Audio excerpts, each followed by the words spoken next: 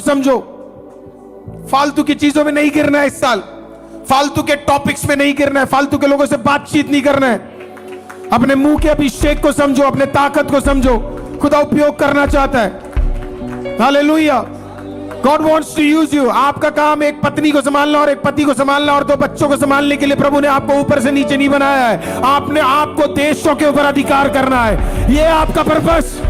आप प्रीस्ट हो, आप किंग हो, आप प्रॉफिट हो, आप राज्य के अधिकारी बनोगे। परमेश्वर ने उसके लिए आपको तैयार किया है। आप फंसे पड़े हो चीजों के अंदर।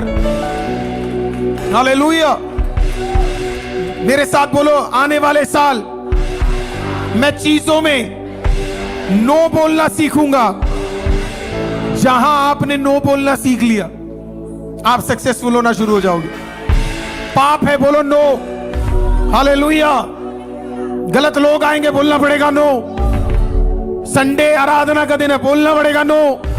बोलना सीखो, नो। जहां नो बोलना है वहां नो बोलना है। हालेलुया। तेरे को लोग बोलते हैं ये इधर थोड़ा इतना पैसा दे दो, खुश हो जाएंगे, पास्टर काम आसान हो जाएगा। हमें बोलना आता है नो। I've learned it। और अगर नो बोलने से किसी को बुरा लग जाए तो उसे लगने दो,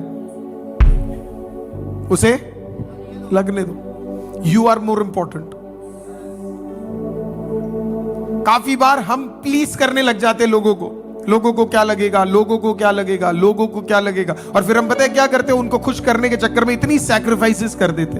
और फिर होता क्या है, वो हमें बिल्कुल यूजलेस समझने लग जाते। And it is so important कि हम यूजलेस डस्टबिन नहीं है। हालेलुया। 2025 में उठना है, अपने आप को डस्टबिन मत बनाना।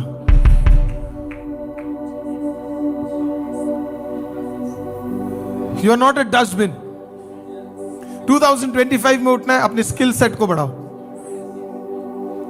अपने स्किल सेट को बढ़ाओ। देखिए मैं एक्सट्रीमली बिजी हूं, लेकिन मैं आपको बता रहा हूं, आप अभी मेरे पास आओगे, मैं आपको अपना पूरा प्रचार मैं आपको दे सकता हूं, पूरा प्रचार विद पॉइंट्स। मैं नहीं खड़ा होता पोडियम पे आके कि चलो कोई पुराना प्रचार कर देते हैं करके। I don't take these things lightly, क्योंकि मुझे पता है कि मेरे को प्रभु ने मौका दिया यहां प्रचार करने का। मेरे बदले पता नहीं कितने लोग यहां प्रचार कर सकते थे। आप ग्रांटेड लोगे, प्रभु आपको ग्रांटेड लेना शुरू कर देगा। आप सीरियस रहोगे, प्रभु आपको सीरियस लेना शुरू कर देगा। आप प्रभु में हो, टेक इट वेरी सीरियसली। आप प्रभु का काम कर रहे हो, अगले साल सीरियस तरीके से करना है। हालेलुया। मैं तो कहता हूं, आपको झाड़ू करने का काम दिया है, आपसे बेहतर कोई झाड़ू नहीं करना चाहिए। आपको मीडिया का काम दिया, आपसे बेहतर कोई मीडिया नहीं करना चाहिए। आप एक छोटे से घर के अंदर चर्च चलाते हो, उस घर का चर्च आपसे बेटर कोई और चलाना नहीं चाहिए। आपके हर सेवकाई सबसे बेस्ट होने चाहिए, सबसे बेस्ट। तब प्रभु आपको आशीषित करेगा। Joshua was ready. सडनली उसके एटीट्यूड में बहुत फर्क आ गया था। उसके एटीट्यूड में एक्सट्रीमली चेंज आ गया था। 5वें अध्याय में, ऐसा can we read that please?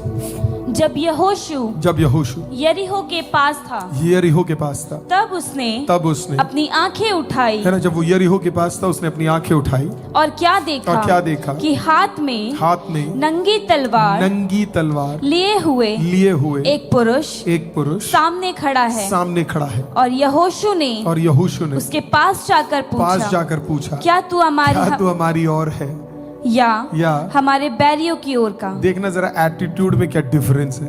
ये वही बंदा है जो इंसानों को देख के डरता था, आज स्वर्गदूत को देखकर भी डरनी है। Hallelujah, hallelujah. क्योंकि इसे नहीं पता ये प्रभु की ओर से आया है कि नहीं, क्योंकि वो नंगी तलवार लिए हुए आया था। और जोशुआ को लगा था कि भाई होगा कोई।